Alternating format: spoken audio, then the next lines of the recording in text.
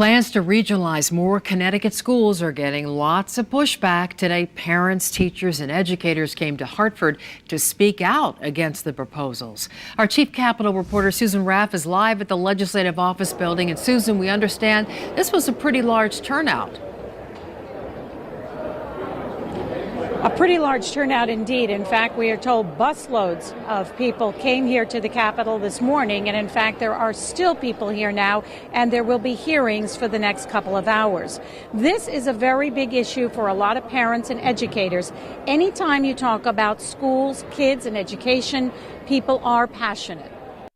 They came from across the state ready to fight, armed with posters. They had a strong message. But we don't want people telling us what to do with our schools. They are speaking out against several bills aimed at regionalizing schools. Drew McWeeney is a special education teacher in Waterbury. A lot of educators in the larger districts are very concerned that if the regionalization bills pass, that the class sizes are going to increase. There are more school districts than Connecticut cities and towns, and 1 out of every $4 of state spending is on education, yet many school districts have lost population. None of them are forced regionalization. Senator Kathy Austin says there are 4 plans for regionalization and not one would force schools to do it. Austin says regionalization doesn't mean closing schools. It would allow them to share services such as landscaping, payroll, human resources, and a curriculum director.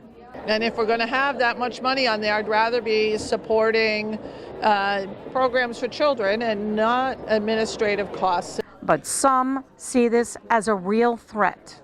While they all focus on efficiency, not one of these bills says a single word about preserving or improving education.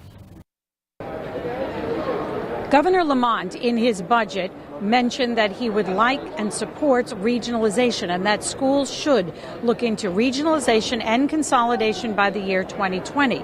However, there are people who are very concerned and feel threatened and feel that the word forced, which is not in this language, could be something that they will be required to do. 47 school districts now regionalize with other towns. We are live in Hartford. Susan Raff, Channel 3 Eyewitness News.